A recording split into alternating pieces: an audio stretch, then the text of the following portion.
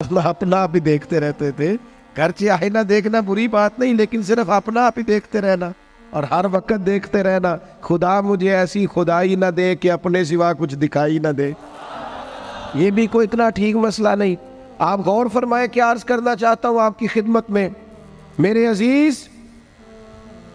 एक तो अगर मैं बड़ी समझदारी से और बड़े गौर से और बड़ी तवज्जो से आपको ये बात समझाना चाहता हूं कि अगर हुजूर से प्यार करोगे ना, तो ये जितनी दौलतों की और शोहरतों की मोहब्बत दिल में आती है, ये खुद ब खुद निकल जाएगी, खुद ब खुद निकल जाएगी, आसानी हो जाएगी, जीना आसान हो जाए। दूसरी बात आपकी खिदमत में अर्ज करूं, हम ना ताज़ा दम नहीं रहते, हम परेशान रहते हैं, हम बोर होते हैं, हमारी तबीयतें बाज़ोकात जल्दबाजी करती हैं, हम बाज़ोकात उलझ जाते हैं, करार तलाश करते हैं। उस करार को तलाश करने के लिए फिर बाज़ लोग उल्टी सीधी मूवीज़ देखते हैं। बाज़ लोगों का ख्याल है कि शायद मैं कोई लतीफ़ा सुनूंगा तो मामला ठीक हो, फिर उसका नतीजा भी निकला है लतीफ़े सुनने का। अब लतीफ़े सुनाना भी इतना बड़ा काम हो गया है कि मौलवी है पगड़ी दाढ़ी वाला, लेकिन उसके नाम के नीचे लिखा फ़नी मौलवी। खुदा के बंदे, ये संजीदा स्टेज है, दीनदार लोगों का करने का काम है, आप क्या कर रहे हैं? मौलवी भी फनी होता है, 6 मानादार है कि हमारा मिजाज था हर चीज शुगल मेला, हर चीज हंसना उलझना। मेरे अजीज, हम चूंकि सुकून चाहते थे, कुछ ने इधर उधर की मूवी देख ली, कुछ ने हंस लिया, कुछ सैर को चले गए, कुछ का ख्याल था खाने खा लेंगे तो सुकून आ जाएगा। याद रखना, इन चीज़ों में सुकून नहीं है, इनमें तो आप उलझते जाएंगे। मजीद तो सुकून कहाँ है, करार कहाँ है? आप कभी सहाबा की जिंदगियां देखें ना, हालात जिस तरह के भी थे ना, उनको जो सुकून मिलता था वो रुखे मुस्तफ़ा से मिलता था। उनकी तबीयत पूरी लग गई थी कि हुजूर अलैहिस्सलाम की जो यादें हैं वो दिल को ताज़ा करती। उनका ख्याल था कि बाहर अगर किसी चीज़ का नाम है तो वो जिक्र मुस्तफ़ा है, याद मुस्तफ़ा है और दीदार मुस्तफ़ा है। आला हजरत मुफ्ती हैं, फतवा देते हैं। आला हजरत मुफस्सिर कुरान है, कंजुल ईमान बजाते खुद एक तफसीर है, तर्जुमा ही तफसीरी है।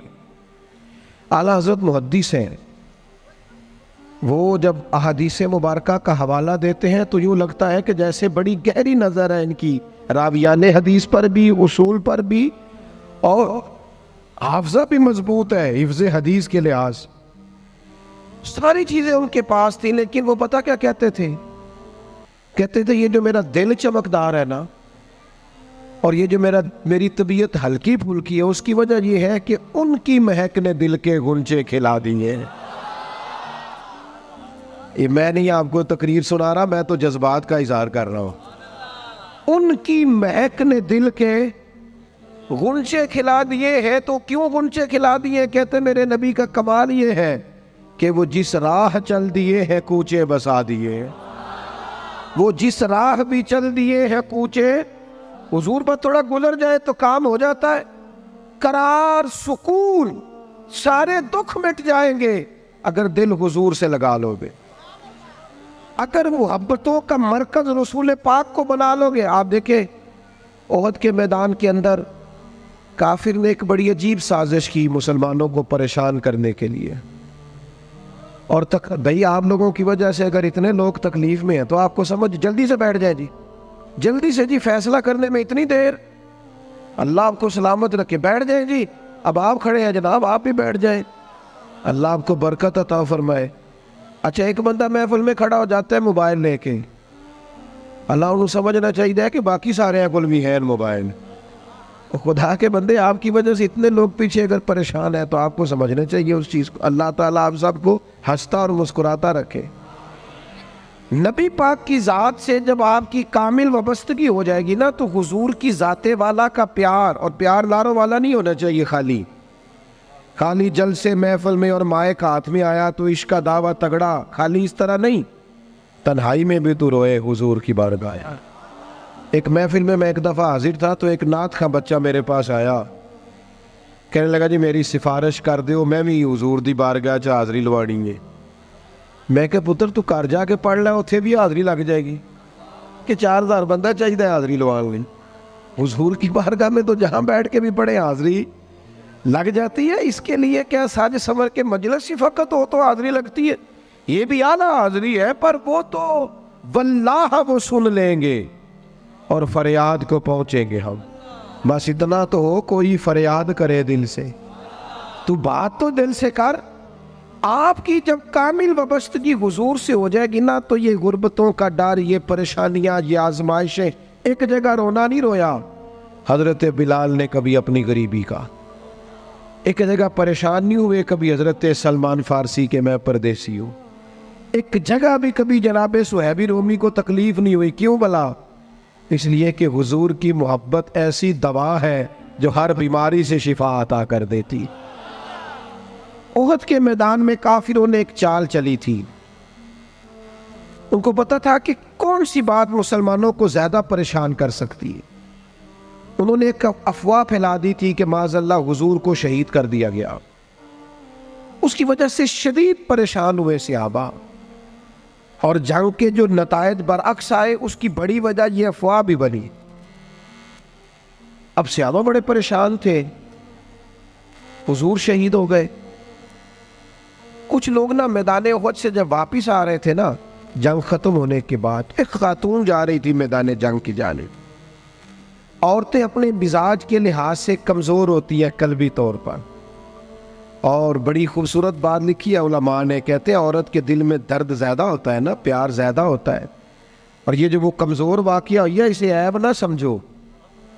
इसीलिए तो अल्लाह ने बच्चे को पालने का ज़िम्मा उसका लगाया है कि वो शफ़क़त ज़्यादा रखती है, मोहब्बत ज़्यादा रखती है, दर्द दिल ज़्यादा रखती।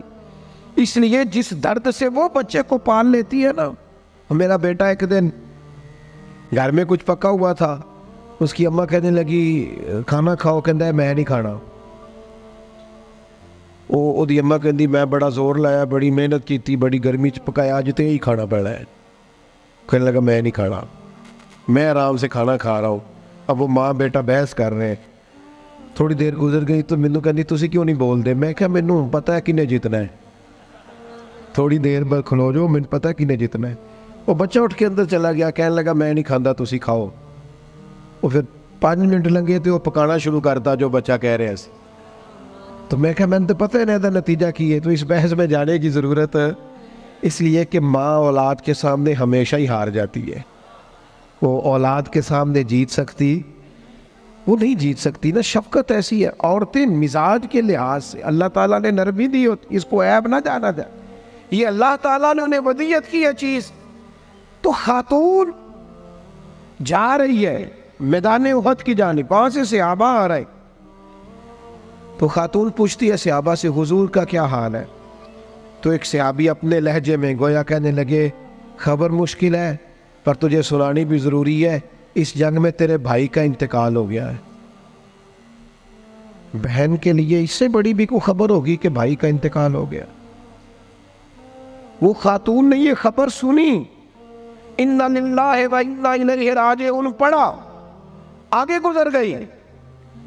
अगले सहाबी से जाके पूछती है हुजूर का क्या हाल है, और बेचैन है, दौड़ी जा रही।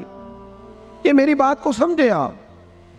किसी एक जगह जब आपकी मोहब्बत का गलबा होता है तो फिर बाज गम लगते ही नहीं। आपकी कैफियत ही और होती है जिंदगी गुजारने में। आगे बढ़ी, एक और से आबी मिले, उनसे पूछती है हुजूर का क्या हाल है? तो कहने लगे मेरे पास तेरे लिए एक बड़ी सख्त खबर है, तेरे शौहर का इंतकाल हो गया।